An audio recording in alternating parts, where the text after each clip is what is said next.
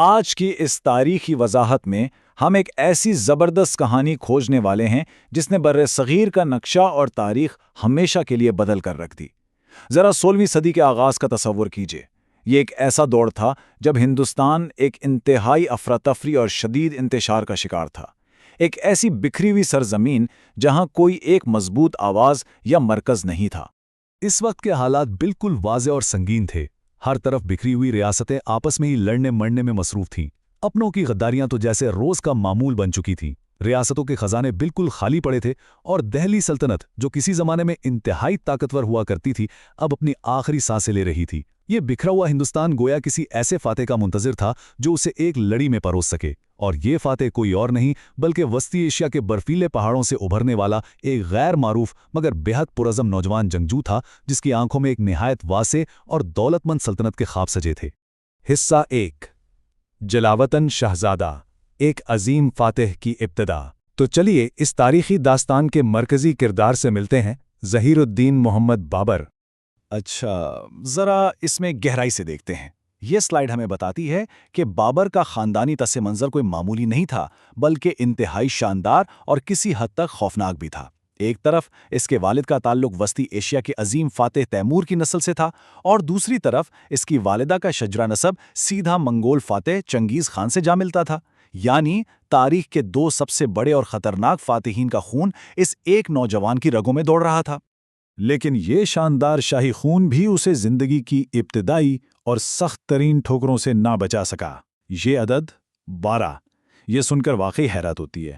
ذرا سوچیں، صرف 12 سال کی چھوٹی سی عمر میں بابر فرغانہ کی برف پوش وادیوں میں دشمنوں کے ایک حملے کے باعث اپنی آبائی سلطنت سے مکمل طور پر ہاتھ دھو بیٹھا۔ اور اس کے بعد کی زندگی کیسی تھی؟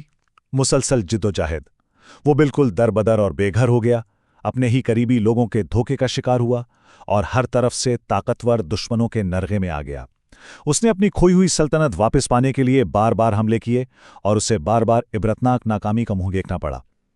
لیکن کمال کی بات یہ ہے کہ اس نے ہر شکست اور ہر ناکامی کو اپنے لیے ایک سبق بنایا۔ وہ پہلے سے زیادہ مضبوط بن کر ابھرا اور ہار ماننے کا تو جیسے اس کی ڈکشنری میں کوئی تصور ہی نہیں تھا۔ اور اسی کبھی ہار نہ ماننے والے جذبے نے اس کہانی کو ایک فیصلہ کن موڑ دیا۔ حصہ 2، پانی پت کی جنگ، جب ہندوستان کا خواب ایک باقاعدہ حملے کی شکل اختیار کر لیتا ہے۔ سال تھا 1525۔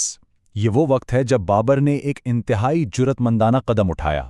اس نے وسطی ایشیا کے پہاڑوں کو پیچھے چھوڑا اور درہ خیبر کی دشوار گزار وادیوں سے گزرتے ہوئے ہندوستان کی جانب ایک تاریخی پیش قدمی شروع کر دی۔ اب اس سلائیڈ کے بارے میں جو چیز واقعی دلچسپ ہے وہ یہ ہے کہ ہم میدان جنگ میں طاقت کے اس عجیب و غریب توازن کو دیکھ سکتے ہیں۔ ایک طرف بابر کے پاس صرف 12,000 سپاہیوں کی ایک انتہائی چھوٹی سی فوج تھی، جبکہ سامنے سلطان ابراہیم لودھی ایک بے پناہ وسیع فوج اور خوفناک جنگی ہاتھیوں کے دستوں کے ساتھ کھڑا تھا۔ بظاہر تو یہ ایک ہاری ہوئی جنگ لگتی ہے نا، لیکن بابر اپنے ساتھ ایک ایسا خفیہ اور تباکن ہتھیار لایا تھا جو ہندوستان کی سرزمین نے اس سے پہلے کبھی نہیں دیکھا تھا: بارود اور جدید توپ خانہ۔ اب ذرا اس وقت کی ٹینشن کا اندازہ لگائیے۔ پانی پت کے میدان میں حتمی ٹکراؤ سے ٹھیک پہلے جب ایک اتنی چھوٹی فوج کے دلوں میں خوف پیدا ہونا بالکل فطری بات تھی، تو بابر نے ان کا خون گرمانے کے لیے کیا زبردست خطبہ دیا۔ اس نے کہا، آج ہم صرف زندہ رہنے کے لیے نہیں لڑیں گے، آج ہم اپنی تقدیر کے لیے لڑیں گے۔ اسے ایک جذباتی پکار نے تھکے ہوئے سپاہیوں کے اندر گویا بجلی بھر دی اور انہیں میدان میں مر مٹنے کے لیے تیار کر دیا۔ آئیے آگے بڑھتے ہیں اور دیکھتے ہیں کہ یہ حکمت عملی کیسے کام کرتی ہے۔ بابر نے بالکل بے مثال اور منظم حکمت عملی اپنائی جس نے سب کچھ بدل کے رکھ دیا۔ اس کے 3 واضح مراحل تھے۔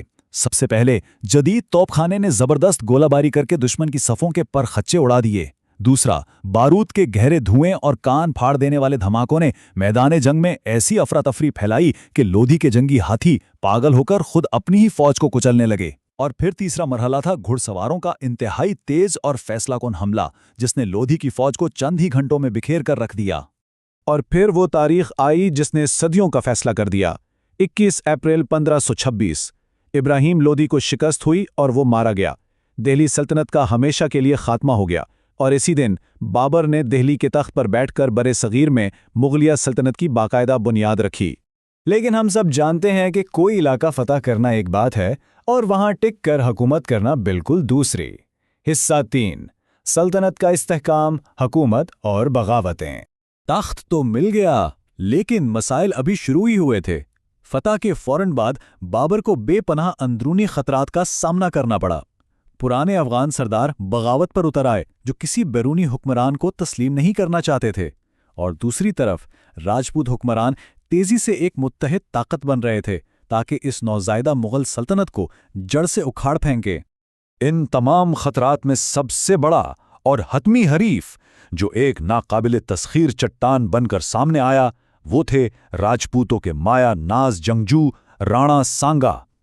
ये वो मरहला था जहां वाकई इस बात का फैसला होना था कि शुमाली हिंदुस्तान का असल और मुस्तकिल वारिस कौन होगा। और फिर हुई खानवा की मशहूर जंग।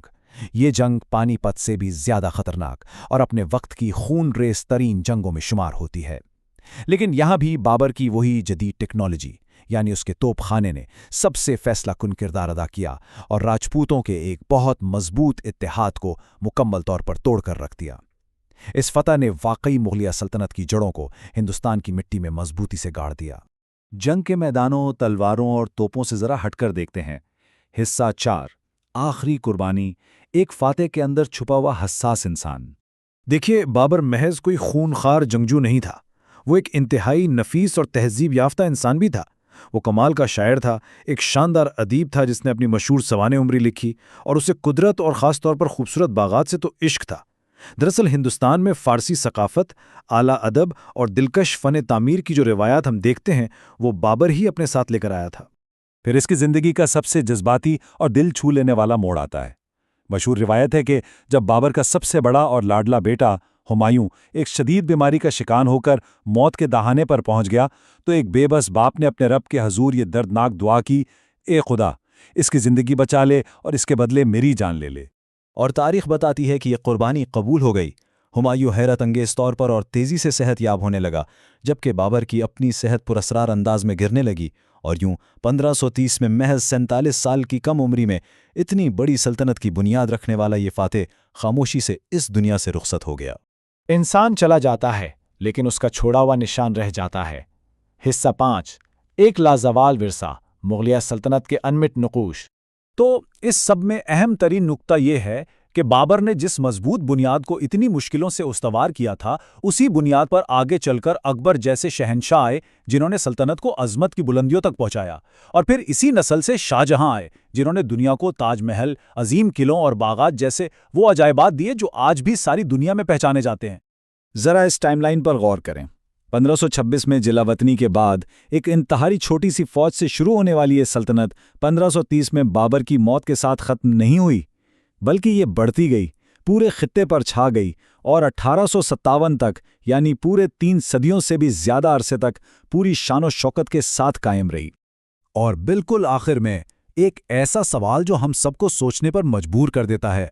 ज़रा तसव्वुर कीजिए, दुनिया की और ख़ास तौर पर इस खित्ते की तारीख आज कितनी मुख्तलिफ होती अगर इस 12 साला लड़के ने फरगाना के इन बर्फीले पहाड़ों और मायूसियों में महज हार मान ली होती। मुसलसल जिद्दोजहद, लचक और कभी हार ना मानने वाले जज्बे ने कैसे तकदीर बदली और दुनिया का नक्शा नए सिरे से बना दिया, ये इसकी एक शानदार और लाजवाल मिसाल है।